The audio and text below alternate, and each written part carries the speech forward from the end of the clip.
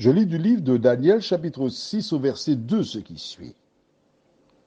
Il mit à leur tête 3 chefs, au nombre desquels était Daniel, afin que ces satrapes leur rendissent compte et que le roi ne souffrit aucun dommage.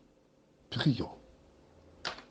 Notre Seigneur et notre Dieu, voici Daniel qui se trouve dans le gouvernement du roi des Mèdes et des Perses.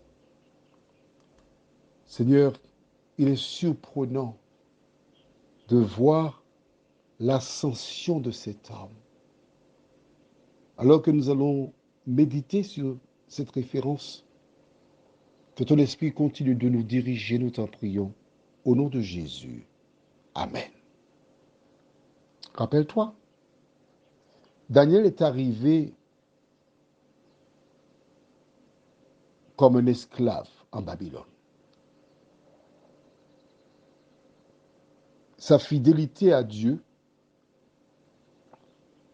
le refus de consommer les mets et le vin du roi, car il pensait que ces produits le souillaient,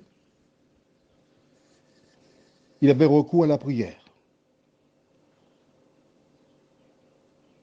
Ainsi, il devint chef des sages en Babylone. Nous avons vu tout récemment comment le fils de Nebuchadnezzar, Belshazzar, organisa un festin. Et à cette occasion, il décida d'utiliser les coupes réservées à Dieu, qui furent utilisées pour consommer du vin. C'est alors que Dieu exerça son jugement contre lui. Cette même nuit, Belshazzar fut tué. Or, avant sa mort, que fit-il? Nous lisons dans Daniel chapitre 5 au verset 29.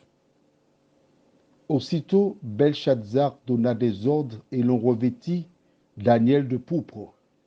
On lui mit au cou un collier d'or et on publia qu'il aurait la 3e place dans le gouvernement du royaume.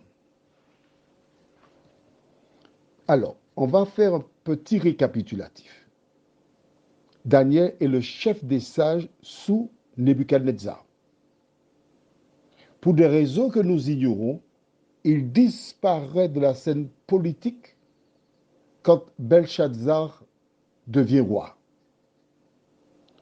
Pour des raisons que nous ignorons, il est nulle part. Belshazzar ne connaît même pas son existence. C'est la reine qui vient lui dire, il y a dans ton royaume quelqu'un qui... Il méconnaissait Daniel. Et voici Daniel qui donne l'explication du songe, en fait, de l'écriture. Le roi qui le nomme à un poste élevé, 3e place dans le gouvernement du royaume. Probablement, il avait un fils qui avait la 2e place. Mais cette place, la 3e place, c'est honorifique.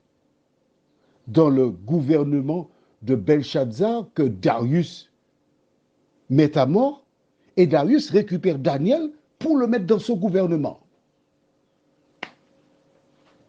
Il était inutile dans le royaume de Belshazzar, mais aujourd'hui Darius le prend pour le mettre dans le sien. Pourquoi? Nous verrons ça demain si Dieu veut. Prions. Notre Seigneur et notre Dieu, quelle ascension! Un homme qui est arrivé en Babylone qu'avec la foi en son Dieu. Esclave, il devait homme d'État sous Nebuchadnezzar. Maintenant, il devient à nouveau homme d'État dans le royaume de Darius. Seigneur, tout cela parce qu'il a refusé de consommer des mets qui souillaient. Tout cela parce qu'il a été fidèle au roi des rois. Que son histoire serve à d'autres, afin qu'ils aient la même pratique Nous t'en prions au nom de Jésus pour ta gloire éternelle. Amen. Je te souhaite une bonne nuit.